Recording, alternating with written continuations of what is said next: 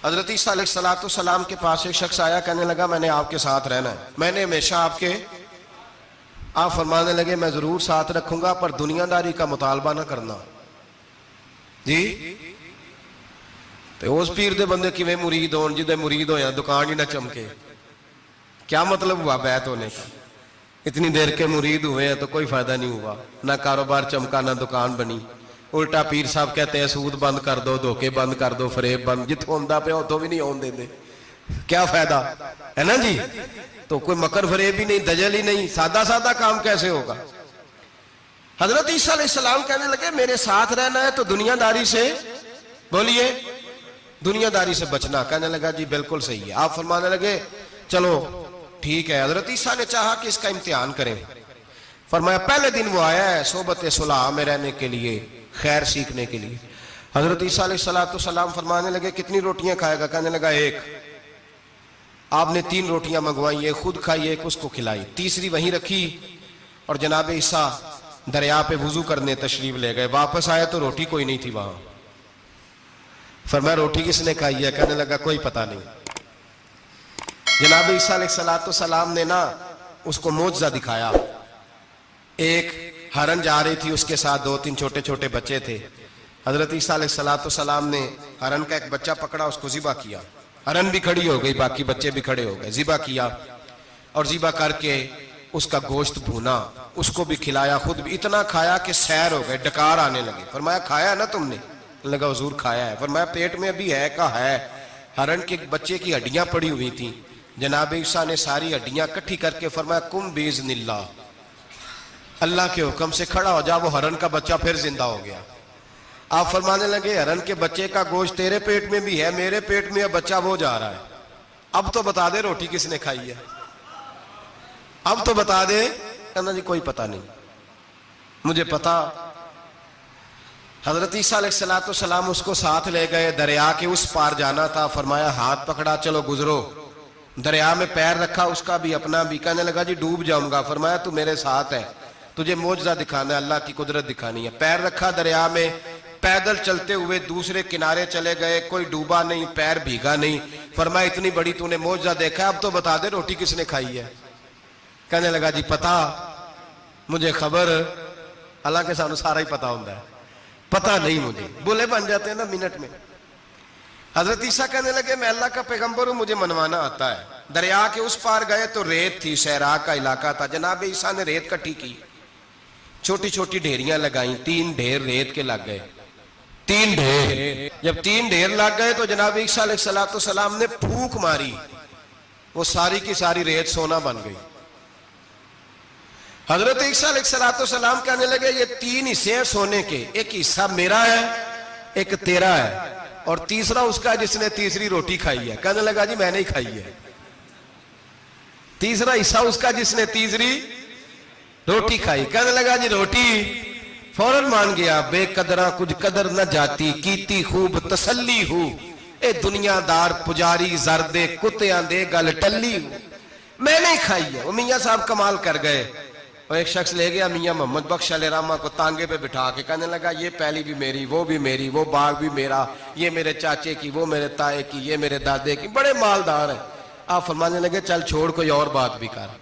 नहीं जी नहीं, वो फलानी शय भी मेरी। आप फरमाने लगे ये बता तुझसे पहले किसकी थी? कहने लगा फलाने से खरीदी है। फरमाया उससे पहले किसकी थी? चुप कर गया। आप फरमाने लगे दानशमंदा ना कम ना ही दिल दुनिया ना लाना, इस बोटी कई खामद कीते, जो कीता सो खाना। छोड़ इसकी बात ना सुना, इसका तो कभी कोई मालिक होता है, कभी कोई होता है। कहने लगा जी मैंने ही खाई है रोटी। तो हजरत ईसा कहने लगे तूने जुल्म किया, नबी की सोबत पर तूने एक रोटी को फोकियत दी, एक रोटी, और मुझे धोखा दिया, अल्लाह के पैगंबर को। फरमाया जा मैंने माल का क्या करना है, सारा ही सोना तेरा है, 3 ढेरियां तू ही रख ले। हजरत ईसा कह के गुजरे तो पीछे से डाकू आ गए, तलवारें हाथ में, 2 डाकू, सोना पड़ा हुआ देखा। कहने लगे तेरा है? कहा मेरा है। कहने उठ दौड़ जा तुझे कत्ल कर देंगे। मिन्नत करने लगा। कहने लगा यार इस तरह करो ना, बांट के खाते हैं, बांट के खा लेते। बात तय हो गई, एक एक ढेरी के मालिक हो गए। अब वो बातचीत होने लगी, नाम पता वाकफियत हो गई, तारफ हो गया। अब वो जो 2 डाकू थे उनको वो शख्स कहने लगा भूख लगी है यार को रोटी खाओ, कुछ पैसे दे के एक को भेजा। वो जो 2 डाकू थे उनमें से जो कमजोर था उसको भेजा कि जाओ खाना लेके आओ। वो खाना लेने गया तो पीछे से कहने लगा तेरा रिश्तेदार है? कहा नहीं। कोई ताल्लुक? कहने लगा कोई नहीं। आधा हिस्सा क्यों देते हो? कहने लगे कमजोर सा बंदा है, रोटी शोटी ला देता है, मेरे काम शाम करता है, तो मैं इसको आधा। उसने कहा दफा करो, छोटे छोटे काम करता है तुम आधा हिस्सा देते हो, आता है तो पकड़ के कत्ल कर देते हैं, सोना आधा आधा बांटेंगे। ठीक हो गया जी। वो जो रोटी लेने गया था वो भी कहने लगा मुझे तो नौकर समझा हुआ है ना, खाने मैं लाऊं, पानी मैं लाऊं, बिस्तर मैं बिछाऊं, आज इतना सोना हाथ आया, बड़ा डाका लगा, इनको कत्ल करता हूं ना दोनों को, तो सोना मैं कब्जे में करता हूं। उसने भी धोखा देने का इरादा किया, खाने में जहर मिलाया। इमाम राजी फरमाते हैं वो जहर मिला खाना लेके पहुंचा, रोटी रखी थी, इन दोनों ने यक बारगी हमला किया, उसे कत्ल कर दिया। कत्ल करके लाश दरिया में फेंकी, मस्त होके खाने लगे। जब सैर हुए तो फिर पेट कटने लगा, अंतड़ियां टूटने लगी, नाक मुंह कान हर चीज से खून निकलने लगा। चीखे मारते कोई सारा सोना ले ले हमें बचा ले, सारा कुछ ले ले जान बख्श दे, रोने लगे तड़पने लगे, लेकिन अब कोई बचाने नहीं आया, कोई दाद रसी को ना आया। तीनों लाशें एक दरिया में, दूसरी वहां मर गए, मुर्दा हो गए। हजरत ईसा अलैहिस्सलाम चंद घंटों के बाद गुजरे तो लोगों ने कहा हुजूर ये क्या है? फरमाया दुनियादारी का अंजाम, लालच का अंजाम, धोखे का अंजाम, फरेब का अंजाम। ओ भाई बीमारी लग गई सेठ साहब को, मालदार साहब को, चौधरी साहब बीमार हो गए, करोड़ों रुपया पड़ा है तिजोरी में, लेकिन शिफा कभी खरीदी नहीं जा सकती, सेहत किसी दुकान से मिलती नहीं, धोखे से इकट्ठा किया हुआ माल वो पड़ा है सामने, लेकिन इसके मुंह से चंद निवाले नहीं उतर रहे। यहां तक हालात है, हमारी अदालतों का अल्लाह हाफिज है, अब वहां केस जाते हैं खुला के, खुला का केस गया, खामन के खिलाफ बीबी ने मुकदमा कर दिया। अब औरतें इल्ला माशाल्लाह धोखा देती हैं, एड्रेस गलत बताती हैं, खामन को नोटिस गया, अब उसको मिलेगा तो वो अदालत में आएगा ना। मैं आपको जेन्युइन केस ऐसे दिखा सकता हूं, मेरे पास लोग मसला पूछने आते हैं, गलत एड्रेस दिया, 3 पेशियों पे खामन नहीं गया तो अदालत ने तलाक की डिग्री जारी कर दी। किसी फिका के किसी मुफ्ती के नजदीक तलाक नहीं होती, लेकिन औरतें दूसरा निकाह करके फिर रही हैं। किसी सुने गौर करे, इसमें इख्तलाफ भी नहीं है, मुसालक का निकाह नहीं, लेकिन तलाक। अब हमने धोखा दिया, भाई देखे मेरे पास तलाक है यूनियन काउंसिल की, ये मेरे पास तलाक है अदालत की, ये मेरे क्या कर, तलाक निकाह यूनियन काउंसिल के साथ होता है कि खामन के साथ? और बोले तो सही यार, किसके साथ होता है? तो तलाक यूनियन काउंसिल देगी, खामन देगा? अजीब तमाशा है। अदालत के साथ निकाह हुआ कि खामन के साथ? अजीब बात है भाई। किसी जाओ चौथे आदमी से कहो तलाक दे दे, कैसे तलाक हो? मोटी सी बात है। और लोग आके घर बसाना होता है ना, और अल्लाह माफ करे इस धोखे में कई दफा सरपरस्त भी शामिल होते हैं और दलीलें देते हैं, कहते जी नहीं फिर दालते गलत है, पाकिस्तान का कानून। मैंने कहा मुझे क्या बताते हो, पाकिस्तान के कानून अदालत की मैं बात ही नहीं करता, मैं तो रसूलुल्लाह की बात करता हूं, तो नबी पाक की बात कर रहा हूं। जब मुस्तफा करीम का कानून आ गया तो बात खत्म हो गई, वो कोई सा भी कानून हो। धोखा इतना आम है, फरेब इतना आम है, झूठ इतना आम है, दजल इतना आम है, लोग हर बात में धोखा, दीनदारी में धोखा, निकाह और तलाक में धोखा, हर जगह लोग धोखे के साथ जीना चाहते हैं। फरेब और फराज का लाइसेंस, अगर आप नाराज ना हो जाए, जिस वकील ने केस पकड़ा होता है उसे पता होता है कि जो आदमी मेरे पास लेके आया झूठा है कि सच्चा है, पता होता है कि नहीं? तो चलो होने का मतलब ये नहीं कि तुम वकीलों के दुआले हो जाए, लेकिन ये बताएं उसे खबर होती है कि नहीं? नहीं तो कोई नहीं पता इस गल का, पता होता है ना, तो फिर क्यों उसका केस लेके अदालत में जाता है? पता है ना सारा। जो गाहक साथ गए हुए, और हमारे माशरे में तो मर्द होने की अलामत है, मर्द होने की, चौधरी होने की अलामत है कि यार अगर कोई गलती करके आया तो उसकी सपोर्ट करनी है। ये मर्द होने की अलामत है, ये मर्द होने की अलामत है। मर्द वो होते हैं जो सपोर्ट करते हैं दोस्तों के गुनाहों में, वो मर्द होते हैं। शर्म आनी चाहिए, नजर झुक जानी चाहिए ये बात करते हुए। मैं यारों का यार हूं, यार अगर गुनाह में उलझ जाएंगे तो मैं सपोर्ट करूंगा? चे माना दारद। मेरे नबी पाक सल्लल्लाहु अलैहि वसल्लम ने फरमाया अपने भाई की मदद कर, चाहे वो जालिम हो या मजलूम हो। तो सहाबा ने कहा हुजूर जालिम की मदद कैसे करें? फरमाया उसे जुल्म से रोक दो, ये तुम्हारी मदद होगी उसके हक में। उसे मना करो जुल्म से। क्या तो ये मर्द होने की अलामत है कि मेरा भाई आ गया तो जैसे कहेगा मैंने वैसे करना है? उसका हाथ पकड़, उसे मना कर, ये तेरी मर्दानगी की अलामत। मेरे नबी पाक अलैहिस्सलातु सलाम ने फरमाया मेरा मोमिन कभी किसी को धोखा, इसके मिजाज में धोखा नहीं होता, फरेब नहीं होता, फरेब नहीं। हमारे यहाँ एक और बात भी अब बड़ी आम है, इतने इतने लंबे आर्टिकल छपे हैं, कभी किताबें खोल के पढ़ो कि हम इस्लाम की रुसवाई का कितना सबब बन रहे हैं। यूरोप पे नौजवान गए और उन औरतों से निकाह किए सिर्फ नेशनैलिटी लेने के लिए। क्या नेशनैलिटी लेने के लिए गैरों से धोखा करना जायज है? मेरे नबी पाक सल्लल्लाहु अलैहि वसल्लम बदर में थे, दो सहाबी आ रहे थे, दोनों बहादुर सहाबी थे। रास्ते में अबू जाल से मुलाकात हो गई।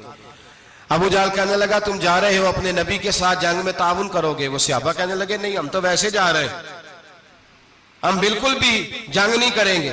का वादा करते हो? का वादा करते हैं। वो दोनों आ गए हुजूर के पास, या रसूल अल्लाह सल्लल्लाहु अलैहि वसल्लम हम आ रहे थे और अबू जाल मिला है, हमने वादा कर लिया हम जंग नहीं लड़ेंगे। 313 लोग थे और एक एक आदमी की जरूरत थी। का हुजूर काफिर से वादा किया है? काफिर से। नबी पाक ने फरमाया तुम हथियार नहीं उठाओगे। वादा काफिर से किया, पर किया तो एक मोमिन ने है ना। एक शमून नाम के बुजुर्ग थे, बनी इसराइल से ताल्लुक था, बड़ी इबादत करते थे, 1000 साल इबादत फरमाई, सारी रात नफल पढ़ते, सारा दिन रोजा रखते और फिर रोजा रख के तो काफिरों से जिहाद करते। सारी जिंदगी जिहाद में गुजारी, जिस जंग में गए अल्लाह ने फतह अता फरमाई। ये जरा सोचिए कि जिसका तज़किरा मेरे नबी पाक फरमा रहे हैं वो कितना बड़ा आदमी होगा। वली अगरचे बनी इसराइल के थे, लेकिन इतना जबरदस्त उनका जिहाद करने का तरीका था। बड़ा जिहाद किया, बड़ी उन्होंने, काफिर बड़े परेशान थे कि बंदा काबू नहीं आता।